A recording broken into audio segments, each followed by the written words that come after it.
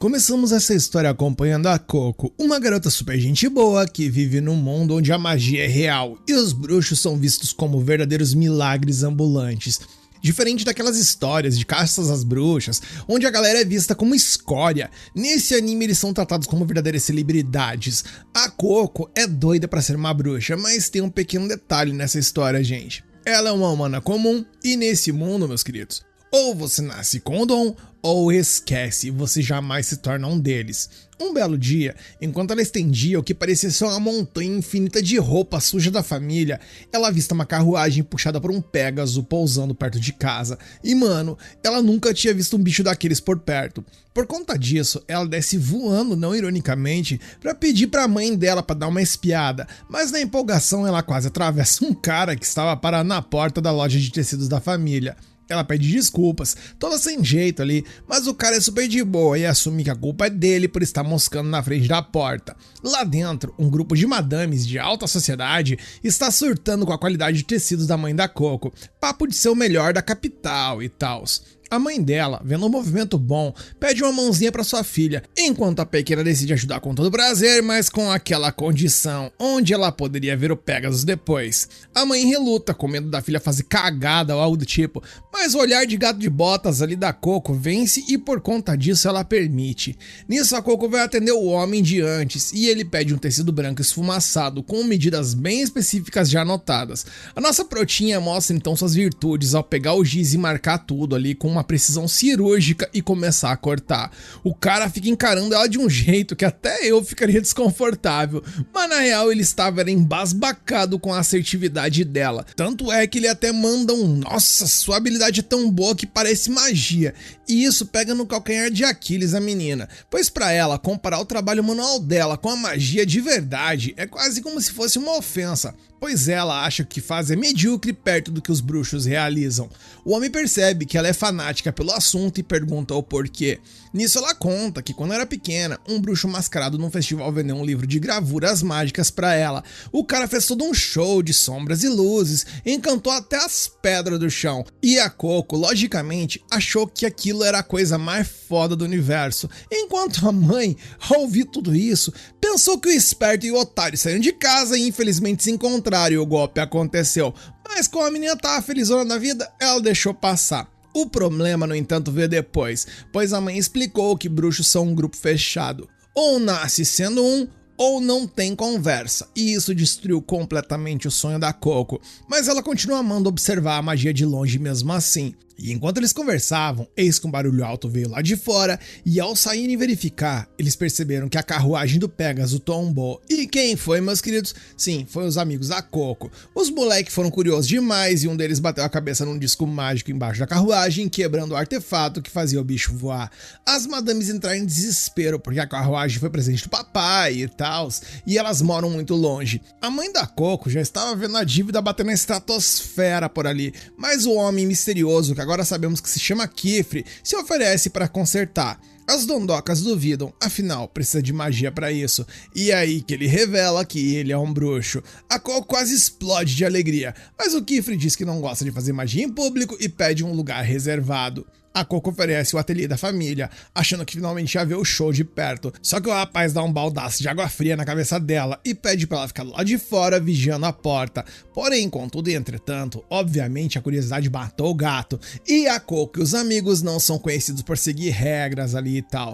Os moleques tentaram subir no telhado pra espiar e ela vai atrás pra dar bronca, mas acaba cedendo e resolve espiar também. Eles tentam pela janela, mas o Kifre fechou as cortinas e enquanto os moleques desistem, a Coco lembra que deixou o alçapão do telhado aberto quando foi estender as roupas. Ela então entra sorrateira por ali e olha por uma fresta. E aí, meus amigos, o mundo dela simplesmente vira de cabeça para baixo, porque ela vê o rapaz desenhando.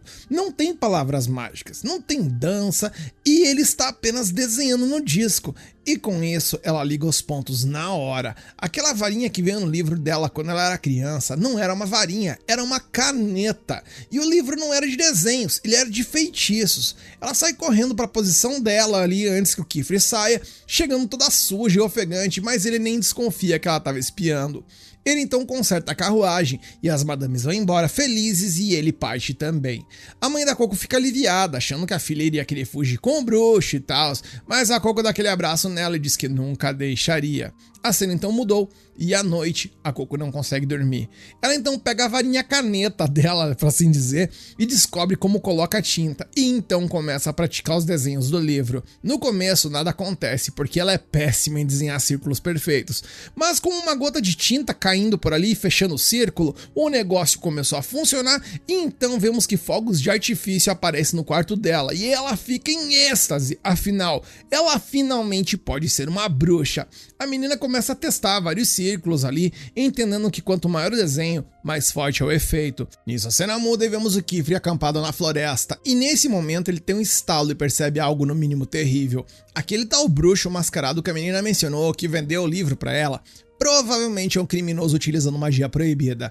A cena volta pra Coco, que na empolgação decide copiar o feitiço mais complexo do livro, fazendo a cópia ali através do papel pra sair perfeito. E no momento em que o desenho brilha, o Kifre aparece do nada na janela dela gritando: "O que foi que você fez?" Mas aí, meus queridos, infelizmente já era tarde. O feitiço começa a criar cristais gigantes que engolem a casa toda. A mãe dela sai pra ver o que tá rolando e antes que pudesse reagir, o cristal a pega. Em segundos, a mãe da Coco é selada num bloco de cristal eterno. O rapaz segura a Coco para ela não ser pega também, explicando que aquilo é uma magia proibida e que não tem volta. Desesperada, a Coco quase joga do alto para tentar salvar a mãe, mas ele a resgata. Ele explica que as leis dos bruxos são rígidas, justamente para evitar esses acidentes, e que como ela descobriu o segredo da magia, que no caso ela é desenhada, ele teria que apagar a memória dela. A Coco implora para ele não fazer isso, afinal, se ele apagar a mente dela, ela vai esquecer o livro, esquece o que aconteceu e nunca vai poder salvar a mãe. O rapaz percebe que o livro também foi selado no cristal, e a única pessoa que sabe o conteúdo é a menina. Ele vê então uma chance por ali. Se eles acharem o bruxo mascarado, talvez consigam reverter o feitiço. Então ele faz a proposta que muda tudo. Se ela quer manter as memórias e salvar a mãe, ela vai ter que se tornar aprendiz dele e virar uma bruxa de verdade. Algum tempo depois de toda a treta que rolou, a Coco acorda dentro de uma carruagem puxada por um Pégaso. Kifre aponta lá fora e apresenta o destino que eles estão indo, no caso, o ateliê dele, que vai ser ao mesmo tempo a nova casa e a escola dela. Só que antes disso, ele conta que plantou sementes guardiãs ao redor da casa da família, e elas crescem rápido e vão formar uma barreira de proteção. Ele percebe que ela tá com a cara destruída e pergunta o que houve. Ela então explica em lágrimas que prometeu para a mãe que jamais a deixaria sozinha. O cara não tenta minimizar o ocorrido, só fala para ela não se culpar porque não sabia o que estava fazendo e manda ela chorar à vontade agora para conseguir olhar para frente depois. Simples assim. Chegando no ateliê, ele diz que ela ali é a sua casa a partir de agora e usa um feitiço, e a Coco fica de queixo caído, porque aquele feitiço era redondo e flutuava de um jeito que não parecia água nem de longe, enquanto o Kifre diz que é só água mesmo e vai resolver algumas coisas, deixando ali pra ela se lavar. Só que ela trava na frente do negócio, com medo de tocar em magia que não entende, até aparecer uma garota animada explicando que aquilo ali se chama bolha de vapor, um feitiço que puxa a umidade do próprio ar e é só inclinar a bandeja inferior pra água cair.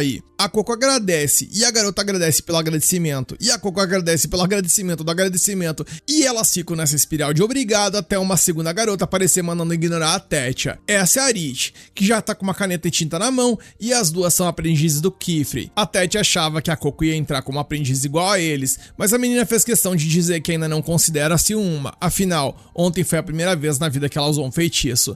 Nisso as duas travam e ficam com aquela cara de quem acabou de ligar os pontos, e explicam que tá rolando um rumor no mundo das bruxas sobre uma forasteira que usou magia proibida e mesmo assim foi aceita com a memória intacta. Ou seja, meus manos, a Coco é basicamente o assunto do momento. Nisso, Kifre volta, dispensa as meninas e senta com a nossa protinha para contar a história da magia de verdade, explicando que antigamente magia não era nenhum superpoder exclusivo de pessoas especiais e que qualquer Zé Mané ali com os padrões certos e uma tinta específica conseguiria utilizar.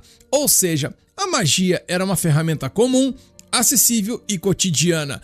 O problema é que quando você coloca poder ilimitado nas mãos de qualquer pessoa, É meio que óbvio que isso tem potencial pra dar muita merda e não deu outra, pois graças a, digamos que as pessoas ruins, por assim dizer, feitiços horríveis foram criados, além do fato de rolar treta atrás de treta, até que os poucos que ainda tinham consciência acabaram se unindo, viraram os tais bruxos e tomaram uma decisão drástica: apagar a memória de todo mundo sobre como a magia funciona e passar o segredo apenas pra quem jurasse protegê-lo. E desde então, o mundo inteiro acredita que a magia é dom de nascença, o que é mentira, mas também é uma mentira muito bem mantida, porque se a verdade vazasse, o caos voltaria com tudo. E com toda essa explicação, fica fácil entender os motivos de todo mundo estar em alerta com ela, algo que a própria menina entende e nem culpa ninguém, até porque ela sabe que se colocou nessa situação. Ela então aproveita o momento em que a sinceridade está rolando solta e pergunta o que é magia proibida, ao que o mago explica que são os feitiços criados na época do conflito que foram banidos do dia do pacto, onde qualquer coisa lançada diretamente no corpo humano, seja transformação, alteração de idade, manipulação de pensamentos ou emoções, causar dano e até curar. E tudo isso era absolutamente proibido, com apenas uma exceção, que é que nós já estamos carecas de saber, ou seja, apagar memórias. Isso ainda tá liberado. Para ilustrar como a magia funciona na prática, ele pega uma espécie de moldura da janela ali e posiciona num certo ponto e ativa o feitiço. A janela abre e do outro lado tem um lago enorme, onde um segundo atrás eram só colinas. Ele explica que aquela ali é a janela caminho, um portal que conecta duas janelas com o mesmo padrão desenhado. Lá no fundo, ele aponta um prédio e explica que aquela ali é a torre de livros, onde todo livro relacionado à magia é duplicado lá no momento em que é escrito. A Coco na hora liga os pontos e quer ir pra lá imediatamente, porque é provável que se todo o livro ali é replicado, o livro que ela utilizou deve ter uma cópia lá dentro. Só que, meus amigos, querer não é poder. Então nesse momento o lago começa a tremer e uma criatura absurdamente gigante joga água não apenas nos planos dela, mas nela como um todo. E o Kifrey, após o seu banho indesejado, fecha a janela e explica que aquilo ali é o teste dos bibliotecários. A torre é protegida por 4 deles e só um bruxo que superar a prova consegue entrar. Ou seja, vai ter muito estudo antes de chegar lá. Ele então leva ela pro quarto, que vai dividir com uma outra garota que se chama Agathe, onde cada uma terá seu espaço de trabalho e quarto próprio nos fundos, e some dizendo que tem algumas coisas para resolver. Do lado de fora, ele usa um dispositivo para falar com alguém e agradece por terem autorizado ele a aceitar a Coco como aprendiz. A cena mudou e de volta ao quarto, a Coco tá explorando o espaço quando uma voz manda ela sair do caminho para não atrapalhar o pouso. E essa é a Agathe.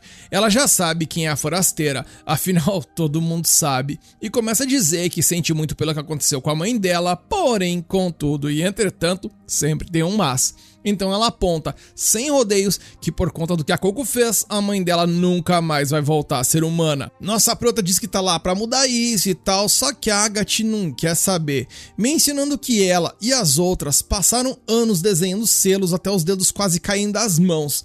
Treinaram sem parar e só se tornaram aprendizes depois de passar em testes. Já a Alecrim Dourado, bem, ela chegou pelo caminho torto ali sem saber nada, mencionando sem titubear que uma forasteira que não sabe nada não tem vez no mundo delas. A Coco rebate dizendo que já desenhou feitiços e que não vai saber se consegue sem tentar, mas a Agathe decreta que se ela quiser rir, vai ter que fazer rir. Em outras palavras, ela vai ter que se provar e os testes começam amanhã.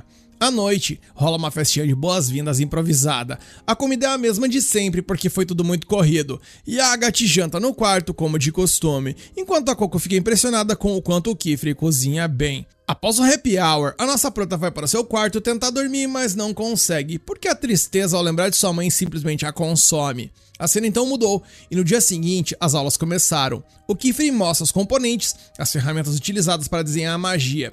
A Coco acha tudo muito interessante, mas ela trava na hora de tocar na tinta, porque ela lembra ali do que aconteceu e tal, mas ela é obrigada a encarar, porque salvar a mãe pesa mais que o medo. E enquanto a aula desenrola, ela vai ficando cada vez mais sobrecarregada, mas evita ao máximo perder tempo com pausas ou distrações, até que o mago resolve tirar a prova dos 10 ali e pede para ela explicar o que ela entendeu até agora, até para ver se a guria tá absorvendo alguma coisa ou não. e ela explica, meio que gaguejando e vacilando, que a magia é composta por 3 elementos, sendo o central chamado de sigilo, enquanto as linhas ao seu redor são chamadas de chave e símbolo, e o que envolve todos eles é o círculo. O sigilo é quem define o tipo da magia, sendo fogo, água, luz ou vento, enquanto as chaves e símbolos determinam a forma que o feitiço irá tomar, tanto no tamanho quanto na direção. Quanto ao círculo, ele serve meio como se fosse uma assinatura, pois é no momento em que ele se fecha que o glifo acaba sendo devidamente ativado. E enquanto ela fica com a cabeça quase soltando fumaça para explicar tudo isso, o Kiefer menciona que ela foi muito bem na explicação. Ele então pede para ela colocar essas palavras bonitinhas na prática, e ela o faz. E o resultado é basicamente nada, pois nada acontece e ela não quer nem que ele veja aquilo, pois ela já levou um não e não está indo atrás da humilhação. O rapaz explica que ela está se fazendo de coitada à toa, pois tudo que aconteceu, ou no caso não aconteceu, se deve ao fato de que o círculo não foi devidamente fechado. E ao fechar, a magia até se ativou, mas se o resultado de não funcionar já não foi bom, o resultado após funcionar foi deveras catastrófico, pois ela não ironicamente deu um banho de água na Agatha, que contra todas as possibilidades do universo, não apenas se manteve calma enquanto estava completamente ensopada, mas também explicou o que rolou de errado por ali, dizendo que o fato dela ter feito aquele garrancho gigante no lugar de uma chave símbolo de tamanho igual, fez com que o feitiço fosse atirado naquela direção. O Kiefer, ao vislumbrar isso, fica impressionado com a Agatha, como sempre, e é exatamente por isso que ele decide deixar a Coco sob os cuidados dela, enquanto vai passar uns 2 ou 3 dias no grande auditório bruxo. A Coco até tenta argumentar, mas ele manda ela prestar atenção na colega e aprender e some. Enquanto isso, a Agatha olha pra ela com aquela cara séria e um olhar de fome, e lembra que falou que ela ia ter que se provar e que o tempo da vagabundagem acabou, fazendo nossa prota quase vomitar a própria alma de ansiedade e apreensão. A cena então mudou e a gente vai direto para o grande auditório bruxo, que por sinal é uma cidade inteira submersa, um negócio absurdo nível Raptor de BioShock. E estando lá, o Kiefer mal chegou e já dá uma topada em uma mulher que surge das sombras que se chama Lyra. Ela já chega chamando o cara de problemático do grande salão e manda aquela de que faz tempo que não se vêem. Ele tenta meter a marra de que não é mais essa pessoa, mas ela não compra a ideia. Afinal, o maluco já tá causando confusão de novo.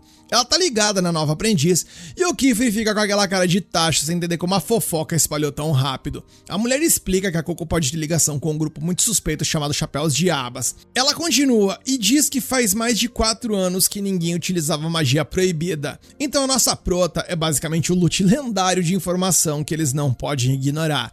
Ele concorda que a guria é uma pista forte, mas o problema é o teste. Nessa época do ano, a área de prova fica no nível de dificuldade hardcore, no nível mais alto e perigoso, e se vacilar ali, meus amigos, já era na certa. Voltamos então ao ateliê, e a Agatha já tá preparando o portal, e a Coco tá com aquela cara de quem sabe que vai dar ruim, ainda mais sem o professor pra segurar a mão dela. A Agatha, com a simpatia de uma porta, joga na cara dela que faria o teste sozinha de qualquer jeito, lembrando que passou nessa mesma prova quando tinha apenas 10 anos. Segundo ela, é assim que a banda toca e a Coco tá na mesma situação que todo mundo. O teste tem um nome muito bonito chamado Permissão do Rei e a missão é muito simples. Ela pode levar apenas 3 itens de inventário e ela precisa chegar ao topo da Cordilheira Dada e farmar a erva da coroa do rei que cresce por lá.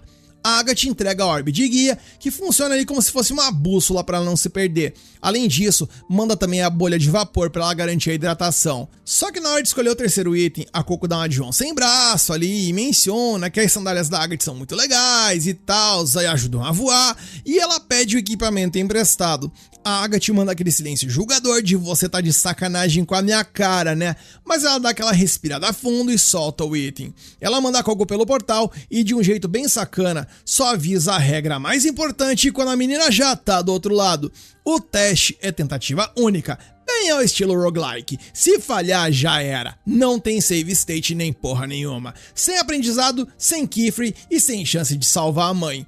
Pois bem, a Coco entra na floresta com o coração na mão e se convence de que aquilo ali é só um passeio no parque. E conforme ela está caminhando, ela já dá de cara no chão nos primeiros passos, sacode a poeira e segue o orbe. Quando ela sai da floresta e dá de cara com a Cordilheira Dada, o cérebro dela quase derrete. A tal erva tá lá no alto, numa ilha flutuante. Ela olha para o céu, vê um pássaro, olha para as sandálias e manda um voa pro vento. achando que tá no controle de voz. E bem, obviamente não acontece nada. Aí ela percebe que o selo tá dividido entre os dois pés e que precisa deixar os calcanhares alinhados. Ela tenta de novo e finalmente consegue levantar voo, só que ali por uns 2 segundos no máximo antes de beijar o chão com vontade. A guria não desiste e tenta e cai. Entra na floresta sem querer, cai de novo, mas continua na base da persistência. Enquanto a Coco tá ali sofrendo, quase sendo esfolada viva, o Kiefer tá no grande salão resolvendo a papelada. A Lyra manda aquela piadinha de que ele devia morar lá, de tanto que aparece, mas ele corta dizendo que só vai quando precisa.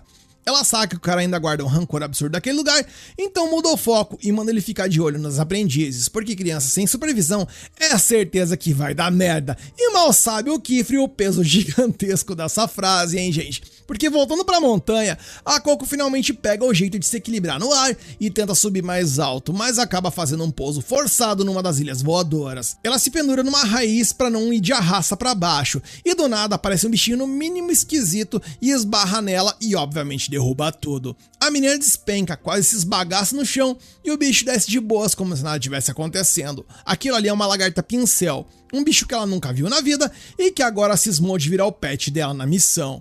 E aí o negócio ficou louco de uma vez. Quando ela olha para as sandálias, vê que tá tudo sujo de lama. Ela tenta limpar e, meus amigos, aí vem um momento de puro desespero. Ela esfregou o selo e apagou aquela caceta. O feitiço simplesmente foi de base. Ela lembra até que dá para redesenhar, abre a bolsa para pegar a tinta e toma o maior banho de água fria possível. Afinal, o vidro de tinta estourou, melou tudo e estragou o item. Então, sem voo, sem tinta e sem plano, é mole o que é mais. A cena mudou e lá no ateliê, a Tétia descobre que a Coco foi para a Cordilheira Dada e quase tem um treco. A Agathe fria como gelo, manda na lata que todo mundo fez esse teste e se a Coco não consegue tancar um desafio nível tutorial, não merece estar ali. Ela joga real, dizendo que não tem paciência para carregar a noob, ainda mais uma forasteira.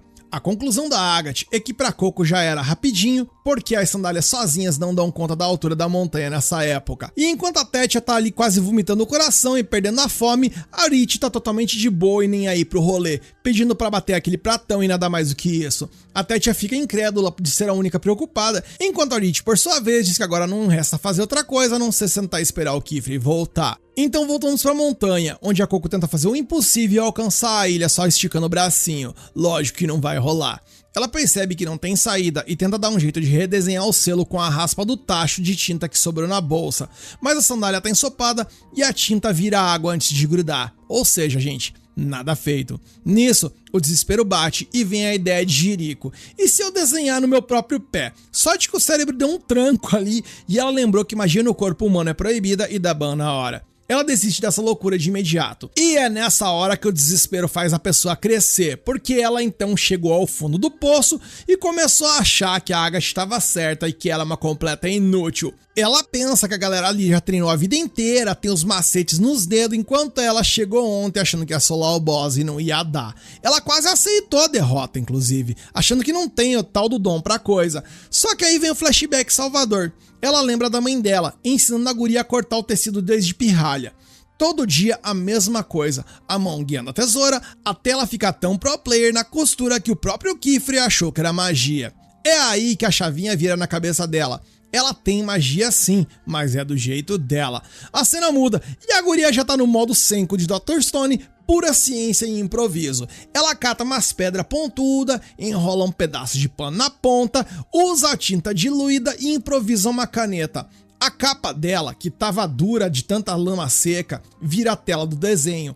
Ela respira fundo e manda o primeiro traço, lembrando da mãe guiando a mão dela. Lembra também do que o professor falou, que mão tremenda é normal quando você está aprendendo uma mecânica nova. Então ela adaptou para uma mecânica que ela já domina. E o resultado, senhores, é uma vela de barco feia, torta e toda cagada, mas feita de propósito, porque ela prestou atenção na aula e sacou que um símbolo zoado joga a força toda pra um lado só. Ela fez o bagulho desequilibrado na maldade mesmo, só pra ser jogada lá pra cima. A lagarta pincel fica toda no hype ali do lado dela, enquanto ela pergunta se o bicho quer ir junto no rolê e ele topa e ela manda ele segurar firme. E meus queridos, ela fecha o anel.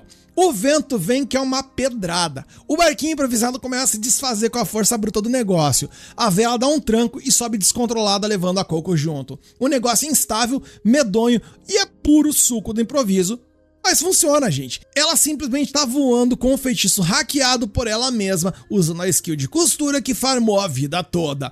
Lá de cima, ela olha pro horizonte, lembra da mãe que ensinou tudo sem nem saber e dá aquela chorada básica de alívio, mas logo foca na missão. O minimapa aponta pra cima e a erva coroa do rei tá logo ali. Ela acha a planta e tenta fazer o pouso, mas passa lotada na velocidade da luz. Tenta de novo e mais uma vez erra feio. Nesse vai e vem, quase dá de cara com outra ilha e tem que recalibrar a rota. Aí ela olha pra própria mão, grita pela mãe, diz que vai tancar as consequências do que fez e parte pro tudo ou nada, esticando o braço no limite sem segurar em nada. E a cena então muda para o ateliê, onde o Kifre acaba de chegar. Ele ouve toda a treta que rolou e já vai puxar o portal para resgatar a menina. Até te avisa que se ele interferir já era. O cara tá pouco se fudendo pra essa regra, dizendo que a guria é muito low level pra isso e tal, e que a vida dela tá em risco e que ele não vai deixar ela aí de arrasta.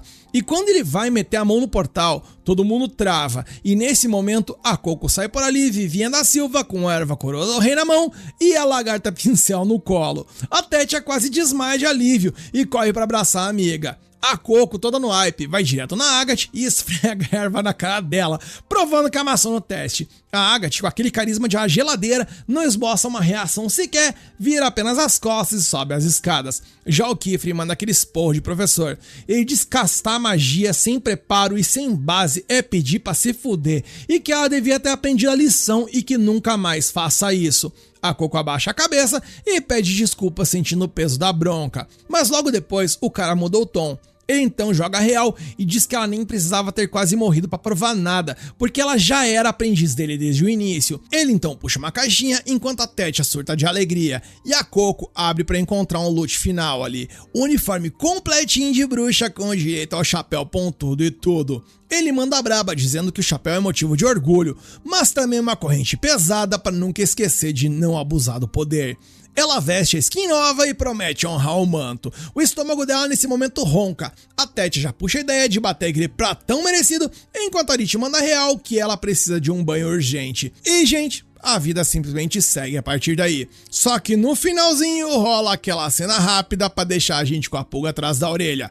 O maluco mascarado que tava só de camper observando tudo, abre um sorrisinho sádico e solta que a semente dele brotou. A cena mudou e agora que a Coco finalmente é uma aprendiz oficial, o Kifre já coloca a menina pra suar a camisa treinando os 4 sigilos básicos. No caso, água, terra, fogo e levitação. Só que a nossa protinha tem aquele momento de QI negativo, por assim dizer, fechando um círculo cedo demais e simplesmente invoca uma bola de fogo descontrolada. Nesse momento bate um desespero total nela, porque ela não faz a menor ideia de como lidar com essa situação. Por sorte, a Tétia chega jogando um balde de água fria no fogo e salva o dia. Passado o susto, a Tétia pergunta o que diabos ela estava tentando fazer, e a Coco diz que queria desenhar um selo de levitação perfeito, então estava aquecendo desenhando sigilos de fogo. O Kifre chega por ali com uma toalha para secar a guria e manda real. O fogo é caótico e sem forma, então se você errar a mão no desenho ali, por assim dizer, o bagulho vai ficar imprevisível e perigoso. Ela abaixa a cabeça e promete focar mais. Nisso, a Tétia questiona qual o sentido da Coco ficar treinando levitação, sendo que ela já amassou naquele teste lá na Cordilheira Dada e tal. A parada é que, mesmo mandando bem na missão, ela arruinou as sandálias de voo da Agathe. Ela até conseguiu limpar a lama e tal, só que a mão dela ainda treme muito e ela não consegue refazer o selo mágico perfeito, o que significa que ela não consegue devolver as sandálias da colega até consertar o estrago. Ouvindo isso, o Kifre liga os pontos e acha que o problema dos traços tortos dessa guria pode ser a caneta. Como ele pegou qualquer uma aleatória do inventário dele ali pra dar pra ela, talvez ela precise escolher uma ferramenta que encaixe melhor na própria mão. E é por isso que ele decide levar a party inteira para a loja de suprimentos mágicos em Carum, a cidade de bruxos mais próxima do ateliê. Quando eles chegam e pousam na cidade, a Coco fica de queixo caído com a quantidade absurda de bruxos por metro quadrado. O Kifre entra no modo professor e explica a lore do lugar. A cidade foi construída inicialmente para tancar uns vermes topeiras gigantes que viviam por ali. Mas a barreira funcionou tão bem que a galera foi se aglomerando até virar uma metrópole mágica. A história é brabíssima, só que a Coco não tá prestando nenhum pingo de atenção, pois ela tá completamente hipnotizada pelas magias rolando solta nas ruas. Enquanto isso, a Agatha, que ainda está com aquele rancor no coração de causar arrepios por conta do teste lá da forasteira, disse que não quer ficar perto dela e que vai dar um rolê sozinha. O professor libera a guria de boas, pede apenas para que ela encontre o grupo depois na loja e vira pra Coco perguntando como tá a relação das duas, porque o clima tá mais pesado que chumbo. A Coco, com aquela inocência de protagonista, diz que não entende a hostilidade, mas espera que um dia elas consigam ser amigas. A galera então segue rumo à loja, mas a Coco continua vacilando e se distraindo com qualquer feitiço aleatório na rua e fica pra trás. A Tete dá aquele puxão de orelha básico, avisando pra ela colar no grupo, porque ninguém quer gastar metade do dia procurando o noob perdido. A menina até tenta focar, mas o olhar dela acaba batendo num beco escuro e a mente dela volta na hora pro dia em que aquele mascarado entregou o livro amaldiçoado pra ela. Antes dela viajar demais, a Tete chama ela de novo e apressa o passo. Eles então finalmente chegam na loja, e a primeira coisa que a Coco nota é uma árvore gigantesca crescendo bem no meio do estabelecimento, um negócio absurdo que ela nunca tinha visto na vida. A reação de espanto dela deixa o dono da loja meio chocado, afinal que diabo de aprendiz não conhece a tal da árvore de prata? O Kiefer dá aquela passada de pano básica ali, dizendo pro cara pegar leve porque ela é nível 0 nesse universo. Ouvindo isso, o homem liga ao radar da fofoca e saca que ela é a famosa forasteira que virou a aprendiz. A Coco fica totalmente sem palavras, sem saber como chamar o cara. Até a Tete dá o toque de que o nome do cidadão é Nonoa e ele é o dono do pedaço. O Nonoa conta com um orgulho possível e até meio que impossível de que ele e o neto são os responsáveis por todos os itens da loja, inclusive pela extração de tinta em várias concentrações diferentes. E como a Coco não fazia a menor ideia de que a tinta precisava ser extraída, o Nonoa chama a guria pra ver o processo ao vivo. Ela sobe as escadas toda empolgada e no caminho tromba com o Tartar, o neto do cara, que tá focadaço ali esculpindo uma caneta. Ela fica maravilhada com a concentração do moleque, algo que ela definitivamente não tem. Tanto é verdade que ela acaba até acordando pra vida e continua subindo. Chegando no andar de cima, o Nonoa pega um galho quase morto da árvore de prata, joga num frasco e começa o processo. E em poucos segundos, a água fica completamente preta e ele manda a aula. A árvore de prata é linda e prateada quando tá viva, mas assim que vai de vala, ela fica preta e extremamente tóxica. O pulo do gato é que, fervendo esses galhos mortos, ele solta uma seiva que, depois de retirar a umidade, vira um frasco concentrado de pura tinta de conjuração. O Kiefer complementa a informação ali explicando que a tinta comum, feita de fuligem, não chega nem aos pés da tinta de conjuração, que carrega a força vital da árvore de prata.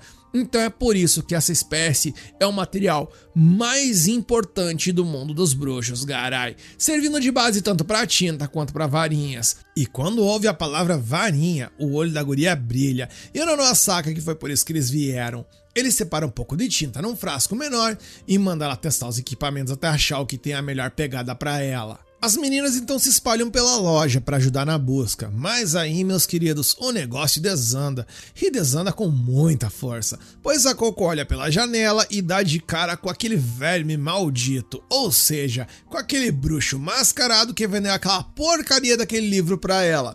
Só que em vez de ela chamar o professor ali, que é mais experiente, o que ela faz? Ela simplesmente sai correndo atrás do vilão no meio da rua na esperança de descobrir o feitiço que petrificou a mãe dela. As outras meninas tentam segurar a doida, mas caras, já era tarde. E ir atrás do Kiefer naquela altura era assinar praticamente uma sentença de que a Coco ia sumir na cidade. A cena então mudou e a gente vê que a Agatha tá de boas ali fazendo umas compras quando a Coco passa a milhão por ela, trombando sem nem parar pra dar satisfação.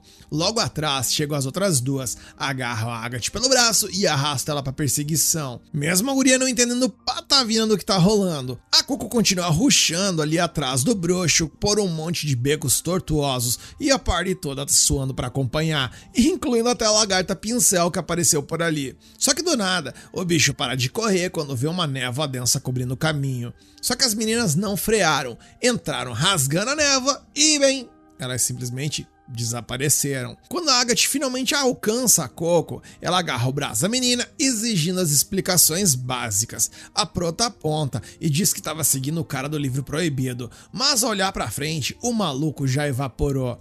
A Agatha acha que isso foi uma perda de tempo colossal, mas quando elas viram para voltar, a Rich nota que as paredes e o chão são feitos de uma pedra branca que simplesmente não existe na cidade dos bruxos. Em outras palavras, minha gente, elas não estão mais na cidade. A Tétia buga, afinal, elas não passaram por nenhum portal, mas a Agatha logo mata a charada. Se foram teletransportadas do nada, isso significa o óbvio, magia proibida foi utilizada. A Tétia então decide voar para ter uma visão aérea e tentar achar um ponto de referência. O problema é que ela desce berrando e mandando todo mundo meter o pé com toda a força. E quando a Agatha pergunta o que foi que ela viu que tá tão assustada, a Tétia manda real, dizendo que o problema não é o que ela viu, o problema é que a coisa viu ela e tá vindo com tudo pra cima delas.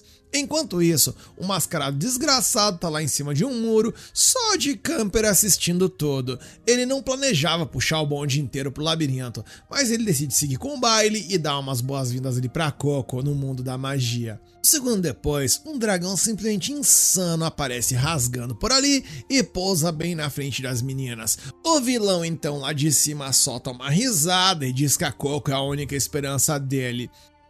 A cena mudou e de volta à cidade dos bruxos, o Kifli termina de escolher os itens e pergunta pro Nonoa cadê as meninas. O lojista acha que elas ficaram entediadas ou sei lá e foram dar um passeio, mas ele sabe que a parte dele é muito educada e jamais sairia sem mencionar nada ou sem se despedir ao menos.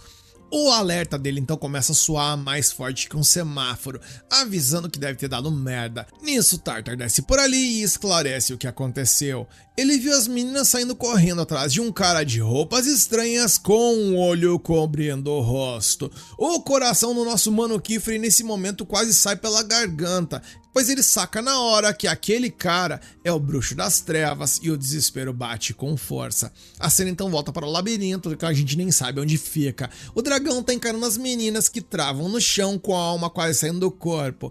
A Agatha assume o controle da sua ação, manda todo mundo manter o contato visual com o bicho e ir dando passos lentos para trás para sair da área de ataque. E quando eles ganham um pouco de distância, elas viram as costas e metem o pé, escapando de uma mordida por questão de milímetros. O boss vem babando atrás delas, mas a Agatha vira de supetão, sumona uma magia de fogo monstruosa na cara do dragão, que é tão forte que acaba até atrasando o bicho de uma forma suficiente para que elas escapassem do local. E correndo sem parar, a Coco fica maravilhada e pergunta como diabos essa menina castou uma mágica tão rápida. A maga manda braba, ela não desenhou nada na hora, ela carrega ali uma espécie de um caderno inteiro com feitiços quase prontos, então ela só abre aquilo, fecha o círculo e ativa, ou seja, um QI de milhões. A Coco já pede para aprender isso depois, mas a Agatha corta o barato, dizendo que para ter um depois, elas precisam sair vivas dali primeiro. Só que a sorte das meninas dura menos que um segundo, pois elas acabam dando de cara num beco sem saída. O dragão ainda está na cola delas, e é só questão de tempo até farejar onde elas estão. A Tete então entra num ataque de pânico e pensa que vai dar merda e quase joga a culpa na Coco, mas acaba mordendo a língua no último segundo para não ser uma sacana ali jogando as coisas nas costas dela.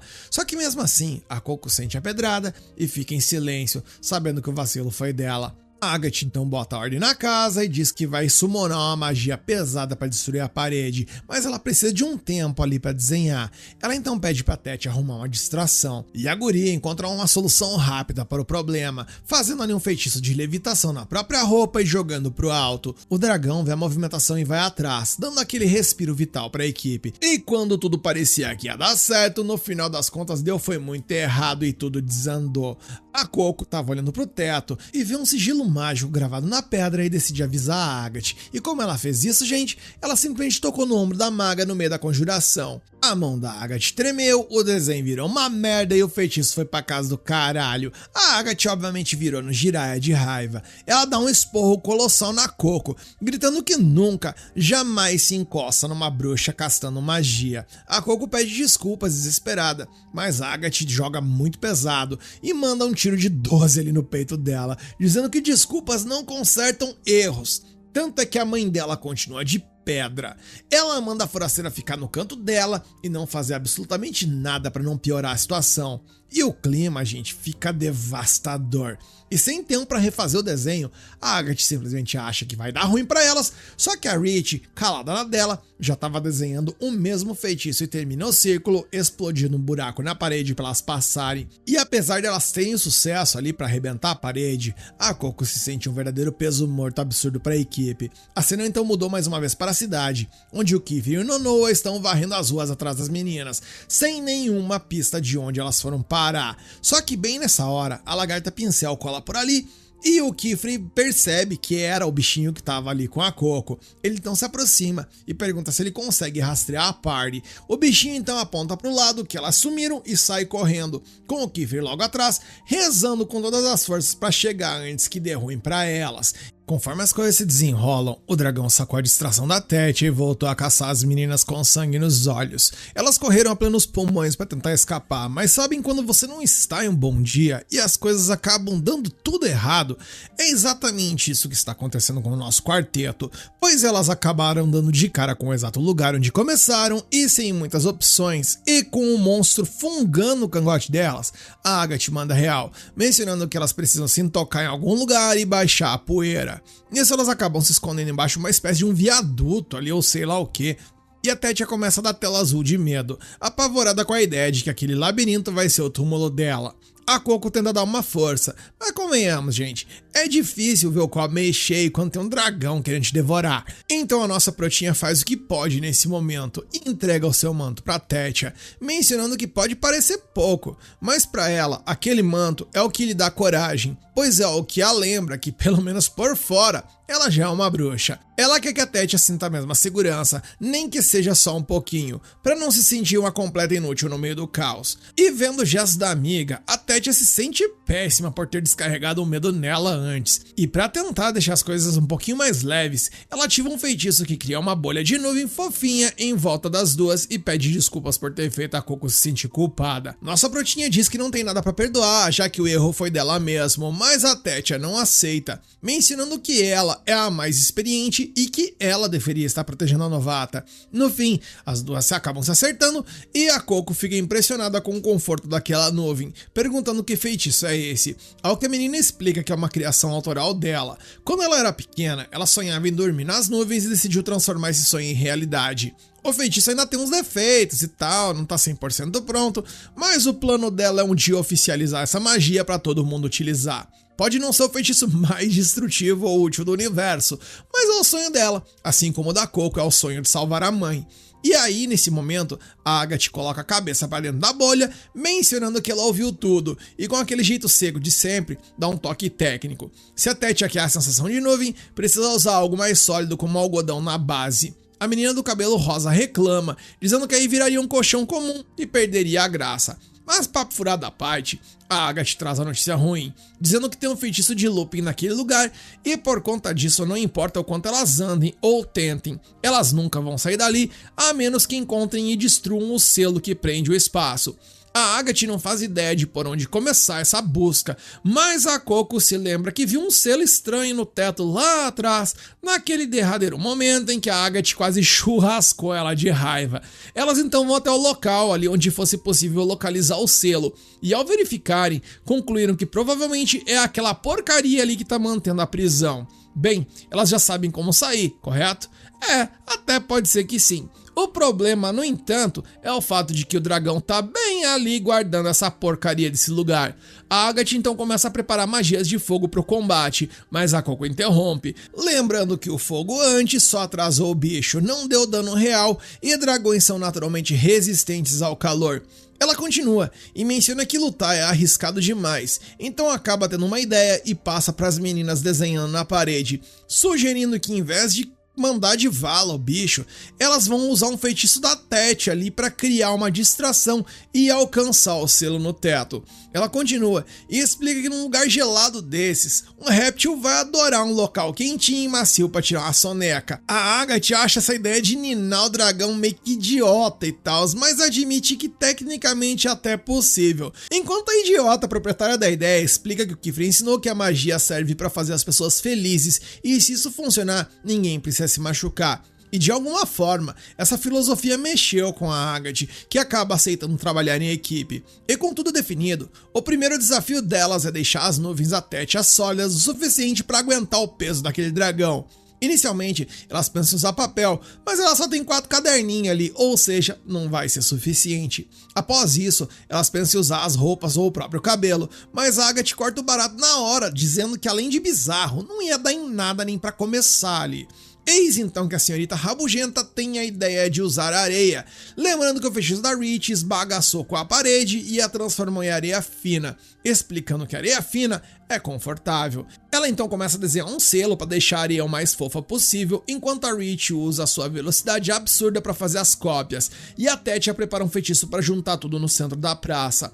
A Coco pergunta o que ela pode fazer para ajudar, mas a Agathe acaba ativando o modo sincerona ali, mencionando que o garrancho da Coco, que ela apelidou de traço, ainda é muito instável para uma situação de vida ou morte. Nisso ela apenas sugere que a guria fique quietinha no canto para evitar de fazer cagada. A Coco obedece, mas o tédio bate com força e ela começa a analisar os rascunhos da Agathe, que estavam no chão.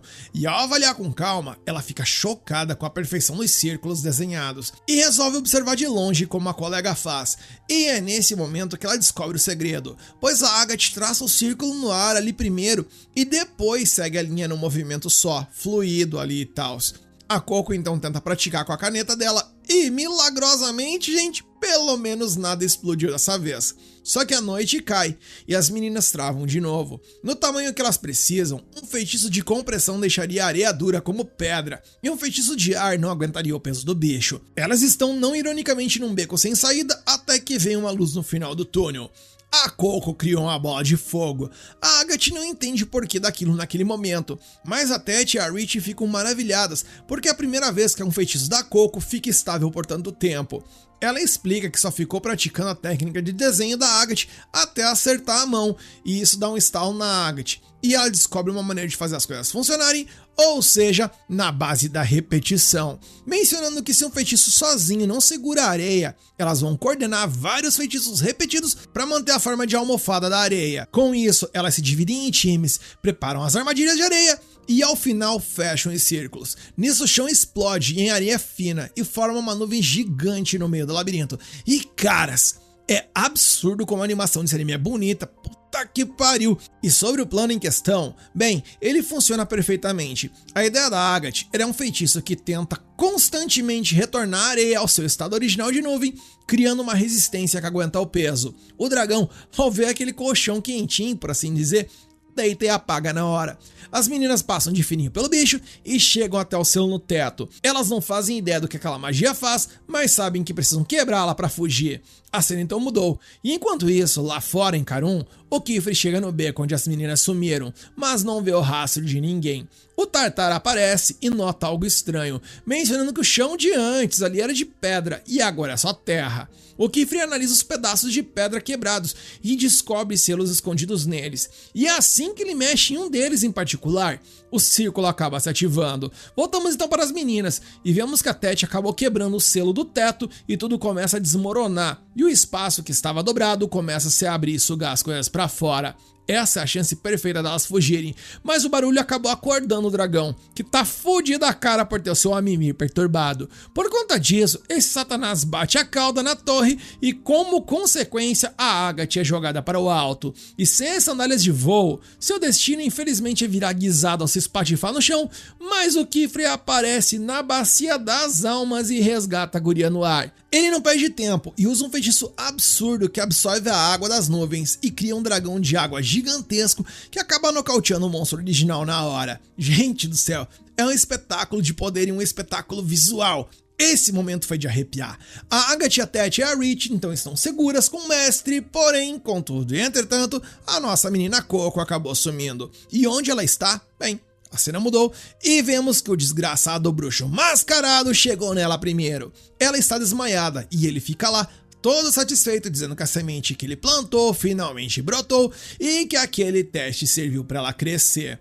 Ele promete dar a ela um presente, ou seja, um conhecimento que o Kifre nunca teria a coragem de ensinar. E quando a Coco acorda, ela já está de volta a Karun com todo mundo em volta. Ela aparentemente não lembra de nada do encontro com aquele desgraçado mascarado. O Nonoro parece aliviado, mas o Kiffer tem um pedido sério a fazer. Ele entrega as pedras com os selos do vilão e pede para que ele investigue a tinta, mas com uma condição. Ele não pode contar nada para o Conselho de Segurança Mágica. O velhote fica tenso, afinal, é dever dos bruxos relatar magia proibida, mas o olhar do Kiffer é tão frio e intimidador que ele acaba aceitando por livre e espontânea pressão. O clima tá mais pesado que chumbo, gente, com aquela sensação de que algo muito ruim tá prestes a acontecer. E nisso o episódio acaba, e aí? O que vocês acharam que a Coco aprendeu, hein? Como vocês acham que a história vai prosseguir? Se vocês querem ver como essa história irá continuar, já sabe o que fazer. Deixa aqui nos comentários que vocês querem a próxima parte, senta o dedão no like no like para fortalecer esse vídeo e se inscreve e ativa o sininho para não perder nenhuma novidade.